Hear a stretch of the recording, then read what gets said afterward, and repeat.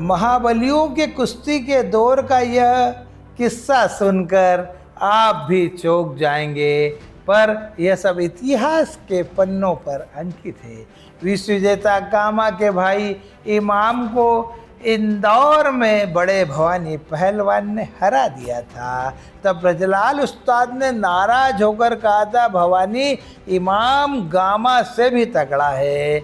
बात उस दौर की है जब शिवाजीराव महाराज इंदौर की रियासत के महाराजा थे। उनकी रियासत में एक से एक पहलवान थे। कीकड़ सिंह, केसर खां, बड़े भवानी जैसे अनेक दिग्गज और विश्व स्तरीय पहलवान थे।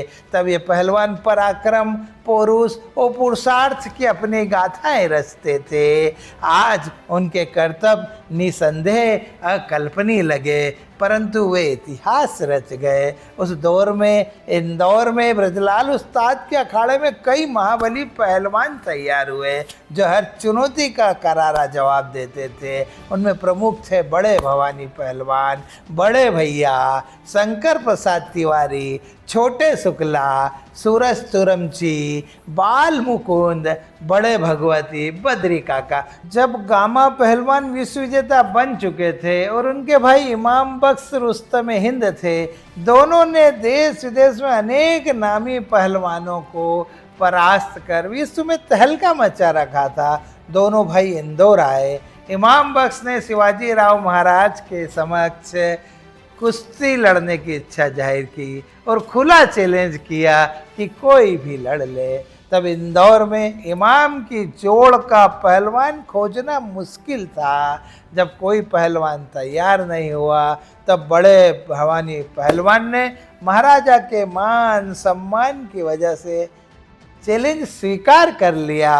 कुश्ती तय हो गई। जब ब्रजलाल उस्ताद को यह मालूम पड़ा, तब वे बहुत नाराज हुए। बोले, तुम जानते नहीं इमाम गामा से भी तगड़ा है। तब ब्रजलाल उस्ताद बाबा ने इंदौर महाराजा की आन बान शान में प्रतिज्ञा कर ली। बड़े भवानी को खपचा दाव और ढाक दाव की वो तैयारी करवाई कि इमाम टिक न पाए।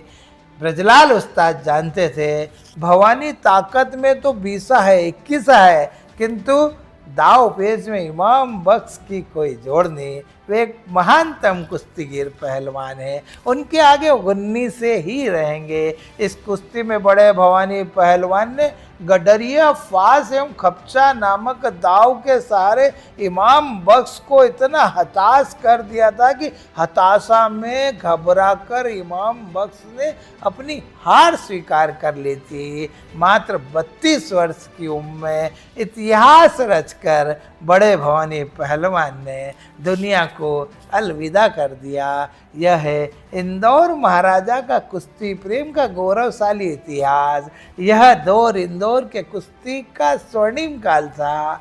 इस तरह के ऐतिहासिक गौरवशाली किस्से सुनने के लिए हमें सब्सक्राइब करें, लाइक करें, शेयर करें। बहुत धन्यवाद।